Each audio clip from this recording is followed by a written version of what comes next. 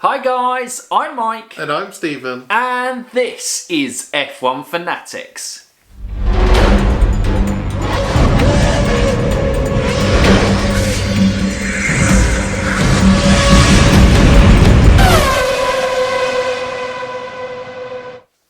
Welcome back to the channel guys, and we are back for a special video today. A special video. Yeah.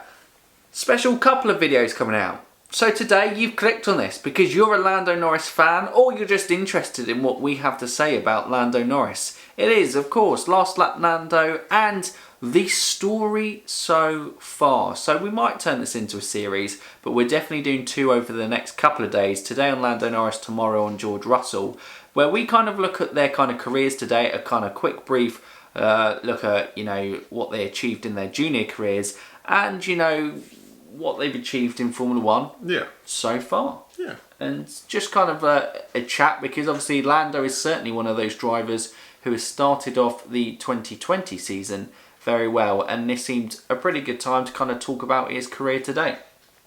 Yeah, let's jump into it. Let's jump into it. So, we're just going to throw you in with a few stats of essentially what Lando Norris won in his junior career. So, Lando Norris in 2015 was the MSA Formula Championship winner, which was essentially the British F4, what it is today. He did also compete in the ADAC Formula 4 and Italian F4, the kind of very prestigious ones in the championship that year, but only kind of partly entered those championships, finishing in 8th and 11th respectively. 2016 was a good junior year for Lando. He won the Eurocup Formula Renault, also the Formula Renault 2 NEC, and also the Toyota Racing Series, coming first in all three of those championships. In 2017, he would compete in less championships,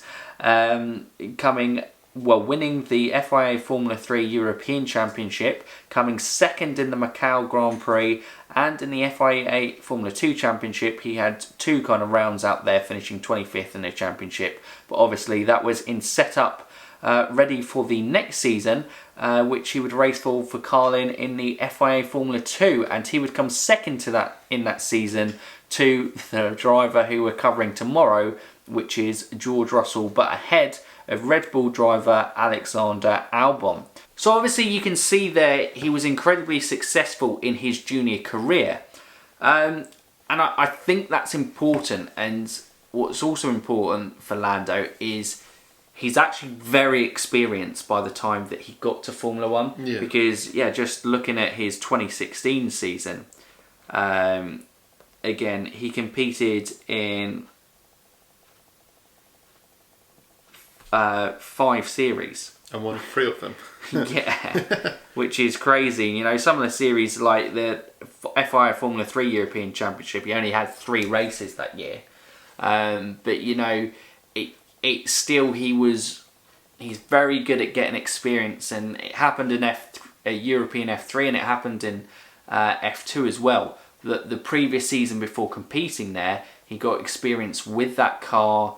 He got like a couple of races under his belt, so that then propels him, obviously winning the European Championship the next year, and F2 coming second, like we said, to only George Russell in that time. And I think that definitely has benefited his F1 career. Yeah, I'm walking into F1 with a quite impressive trophy cup now as well. Yeah, and I think that certainly helps. If you learn winning series in your kind of junior years, winning becomes like a habit and a mentality, I think. Yeah. And I think Lando definitely has that, and he's learned. It's so difficult. I don't think there's anything that can prepare you for fighting for a world championship. But if you've experienced the position of being in a championship fight and winning championships, then that can only kind of put you in good stead, I think, for your F1 career. Exactly, yeah. Good. So we're now going to focus on Lando's F1 career. And so we're going to break this down into 4 sections before rounding off this video. So we're going to look at his qualifying over the past 2 years. Well, year and 3 races, I suppose. The race, his mentality and his character.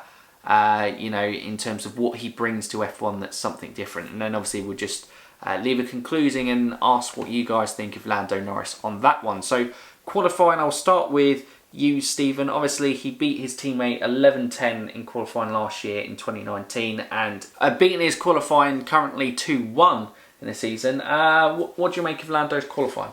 Well, I think it's the thing I remember most about Lando is that one lap pace they brought, and in qualifying, it was just some superb performances. Being his more experienced teammate, 11-10, as a rookie. I know Carlos Sainz is quite young himself, but still much more experienced than Lando Norris. It's just incredible performances under pressure, getting into Q2, Q3 on a regular basis. Very impressive. Obviously, it materialised over that season that McLaren car was just a step above the rest of the midfield. I think Renault were close, but obviously their reliability issues were there. AlphaTauri, Toro Rosso back then were never going to compete in terms of that, and Racing Point for the first half of the season didn't really have a competitive car. So it helped in terms of easier getting into there. But I still think, one of my standout moments for Lando is how he burst into the scene, getting into Q3 in his first ever, qualifying session in Australia. That was incredibly impressive to do that. And, you go, whoa, who's this kid? Fair play. He might be good. And we'll come on to it in the race in terms of where he kind of fell away, in that performance. But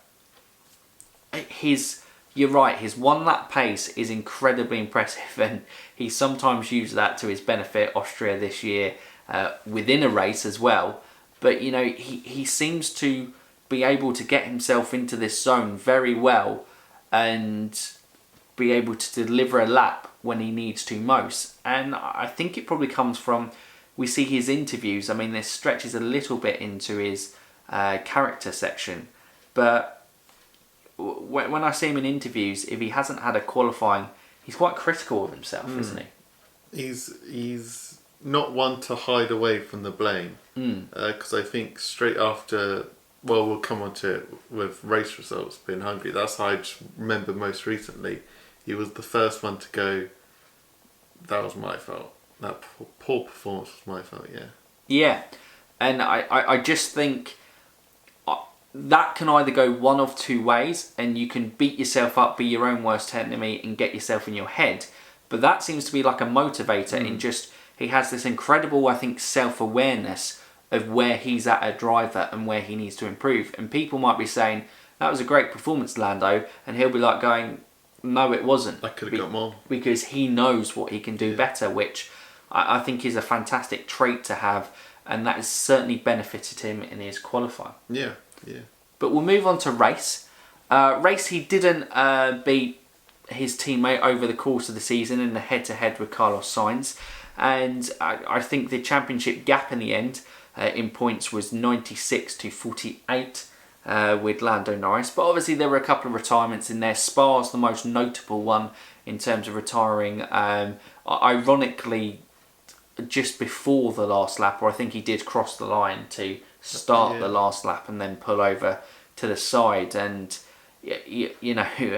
definitely a change in fortunes on last laps for Lando in the 2020 season. But I think you saw a rapid rate of development from Lando Norris in his racecraft and race skill over the 2019 season. In the first part of the 2019 season, I would say that he would qualify in these fantastic positions, but he wouldn't. I think, I'll leave you to talk about the tyres and stuff in terms of struggling to kind of maybe learn and get the best performance out of that or use them better. But I just think he learned how to manage races a lot better, and in a really short time frame he improved, which is the sign of a really top talent in F1 for me, because F1 isn't a forgiving sport. If you're unless you have massive financial backing, which in fairness Lando Norris does have a substantial amount of financial backing to him, you do have to make an impression in F1 quite quickly. And he certainly did that, I think, over his racecraft over the course of 2019 into the second half of the 2019 season, and improved again over pre-season into those first few races of the 2020 season. Exactly, yeah. Well, like you mentioned, tyre management, I think, has been a big improvement for him. Obviously, tyres, if you can't manage them, you're never going to get a result, because we've seen already this season drivers just having awful races because they've blown their tyres too early. His teammate Carlos Sainz in the Styria GP, I think it was. But yeah, I think that's where Lando, his performances wasn't converting those qualifying to race performances early on last year, because he just couldn't manage his race pace throughout the entire race weekend. But now we're seeing new and improved Lando. He's got his head down.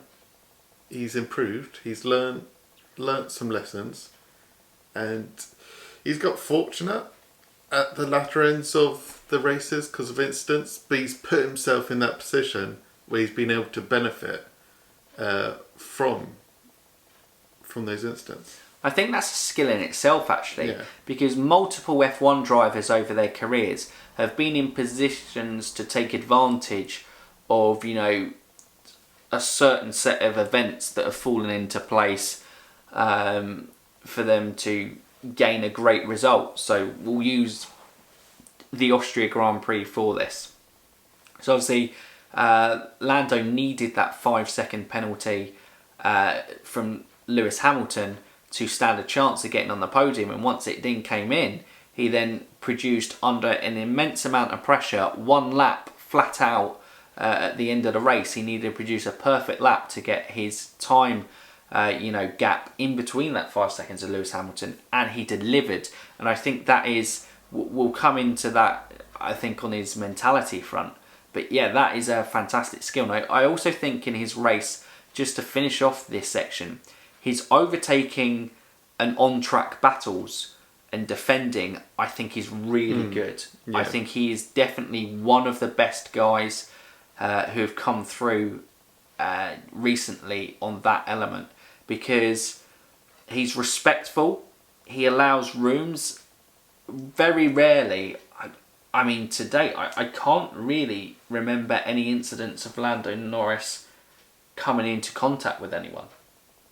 No. Not off the top of my head. I think people, I'm sure, will mention in the comments if he did have a retirement from a race. It usually has been mechanical fault or failure on that. But he's been in some really intense kind of on-track wheel-to-wheel battles with kind of Lewis in Austria in 2019. I think Sebastian Vettel, when his car was dropping back at the start of the Kota race there just last weekend, 2 weekends ago in Hungary against Charles Leclerc, was on the fresh and hards. That was some of the best action from that race, the kind of defending and wheel-to-wheel action that Lando Norris and Charles Leclerc produced there. And I just think that is the sign of a really, really good driver, in terms of he kind of stays avoiding of incidents, but he fights positions hard. Yeah, and if you can do that, that's like half the battle of getting results. And he does that under immense pressure. Last lap Lando, I think he's made an overtake on the each of the last lap of the last 3 Grand Prix. Obviously the Hungary one wasn't as spectacular because he was flying for 13th over Esteban Ocon. But, under immense pressure he's made those moves. I think that leads probably quite nicely onto mentality, and I think that's quite an important thing with Lando. I thought, I was worried about him at the start of the 2020 season when we had it in testing, because he was a breath of fresh air, and we'll talk about his character in the next section. But he was a breath of fresh air in how he came into F1. He had all the kind of memes coming in, all this kind of milk situation. He's all got branded kind of merchandise on it now in terms of the Mickey take of it. But he just something in testing when he was being interviewed, and some of the interviews, it looked like, some of that criticism had got to him, and it had maybe snuck into himself as a little bit of self-doubt.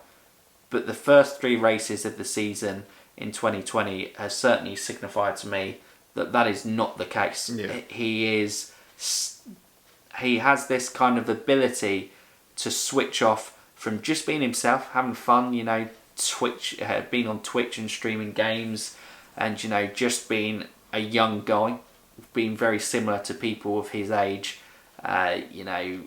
what they would do outside of it. But then when he gets to a racetrack, he's this incredibly professional and focused individual that is determined on getting best results for his team, even staying behind to help his mechanics. Strip down the car in Hungary. Yeah, exactly. He did that in Hungary, but he's done that multiple times before as well. And he really has this awareness of what it's going to take to be successful in Formula One. And I think it's incredibly impressive. And out of the young guys within the sport, it certainly, I think, stands him in good stead. Yeah. But yeah, anything else on Lando's mentality? Just impressive for a young. It's just good for a young guy. It's just incredibly, the amount of focus, like you said, he brings to every weekend is unbelievable. And we've seen other rookies or people in their second years who've shown a bit of panic, a bit of frustration whilst in the car. But Lando is just that laser focused driver. For a young guy, it's impressive. Yeah, and it's certainly, it's probably too young, not too young, but too early to say world champion material. But he certainly is showing traits in everything that you see from him on track that Lando Norris definitely has the ability to be a world champion, I think. In that, it's obviously, within that, there's being in the right car at the right time, because we all know within the F1 environment, it's being in the right team. But being with McLaren, who historically are a very successful team within Formula One, and on this upward trajectory with the Mercedes power unit coming in 2021 and the new regulations coming in 2022, being very smart behind the scenes and everything they're doing as a team, he seems like he's got this perfect, McLaren being in the midfield, so there's not too much pressure, but he's still getting standout performances, which he's been noted for. And then when that car becomes competitive, which I believe it will do, he's going to be at that stage to fully take advantage of it. Exactly, yeah. And if not, if the car isn't competitive, he's going to be at that stage where his performances have impressed so much that the top teams will be looking for him. Yeah. So he seems on a very good trajectory at the moment. But we'll round off talking about Lando Norris and just, the story of him in Formula One so far, which I think is very important. His character, I would say, refreshing. Refreshing, yeah. We've had the superstar of Max Verstappen that's risen up. That's not biased. That's, he's got that massive fan base that we haven't really seen since probably Schumacher days, really. But yeah, Lando is like you feel like the next superstar with his on-track and off-track personality. I definitely agree with that. I would say we'll come on to it a little bit with George tomorrow. But I think for a lot of people who watch Formula One, they support their teams, but a lot of people support F1 for their drivers. And, that's the ones that they're rooting for, they're supporting for. And with Lando Norris, he just comes off with this, he's just completely oblivious to how funny he is and just to what type of person he is. And he doesn't care about it. He is able to kind of just be himself, be the person he wants to be, but then turn up on a race weekend and put in hell of performances. He's just relaxed, like just the moments of, when he got that podium in Austria, between that embrace between him and Zach Brown. Yeah. That was a beautiful moment, and you can see how kind of as part and integral in his team. And you compared obviously, you know, Max doing the superstar stuff with the Dutch fans and the crowds, and obviously with the Red Bull crew, Michael Schumacher being the perfect example. And that, you know, these are characters. Max, funnily enough, for some people might rub up the wrong way. A bit like, I would say Max is actually very Michael Schumacher-esque in terms of that front. There's an air of arrogance about it because he just actually knows how good he is. Yeah. Which is to a point where sometimes I don't think Lando, maybe there'll be a point, but maybe it won't. Everyone kind of has their own way of doing it.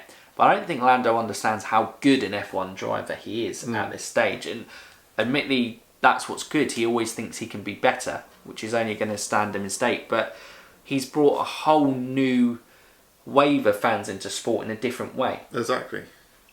Max and Michael did countries. With Lando, he's bringing an internet. It's like a generation. Yeah, just a certain generation of Formula One fans are coming into the sport because they're like, this guy's cool, I want to watch him race, which I think's really impressive in its way. And I wonder how many kind of guys will get like that in the future. But you know, we live for F1 in terms of those different characters on the grid. You know, the Kimi Raikkonen, Sebastian Vettel being you know, lovely in that aspect. the pantomime villains, I would say, in Max Verstappen. I think he's very much like that. The stories in Charles Leclerc, you know, that essence. And, you know, then you have guys like Lando Norris who, you know, bring something different. The Joker in Daniel Ricciardo. You need these things to make F1 an interesting sport. And Lando Norris is definitely a very interesting driver. That's for sure. Yeah. But that probably rounds up our kind of talk. Obviously, it's been a very positive big up. We do tend to be positive on the channel, and like I said, it might be there, but it was a good chance ahead of obviously the first British Grand Prix of the season to talk about one of the British rising stars, you know, in motorsport and in Formula One. And he's been a brilliant driver in disc grids. And yeah, there are points that Lando Norris can still improve on. You know, he can still improve on that tyre management. He can still improve, you know, probably in finding that race performance and consistently there, and getting even more out of a car. Maybe setups and stuff for the mechanics. A lot of stuff that you don't see on track, he can improve on as well. Only he'll probably know on that front. But it's been an incredibly impressive journey in F1 so far for Lando Norris, and I think he's certainly one of these exciting talents of this new generation for the next decade of F1 that we go look at in 2030 and we go, he's probably going to be one of the standout talents from the next 10 years. Yeah. Any final notes on Lando for you? I'm looking forward to seeing what is to come of his career. Well, there you go then. There you go. I'm just looking forward to what's to come. Yeah, just because he's improving all the time. You just want to see how far he can take it. Yeah, will he be the next world champion after Lewis Hamilton? Oh, he's an outside bet. That's probably he's an outside bet. Bold prediction. But I'm looking forward to seeing how far he can take it. Yeah. I definitely feel like he's a guy that, with time, obviously he's got age on his side as well, definitely can be on the sort of levels we're competing with the Charles, Maxes, Georges of the world as well. But like we said, mentioned him there, we'll be doing a similar video for this for George Russell tomorrow, talking about his career to date and what we think of his F1 career and how impressive it's been. But I hope you've enjoyed this Lando Norris video. Let us know in the comments below what you've been most impressed by with Lando Norris. Anything you kind of feel we've missed that, you know, should have been noted either for or against him, and go from there. And if you're new around here and watching this video, well, what can they do, Stephen? They can like, they can subscribe, and they can ding that bell. Ding that bell. But that's it from us today, guys. So for now, you F1 fans, keep racing.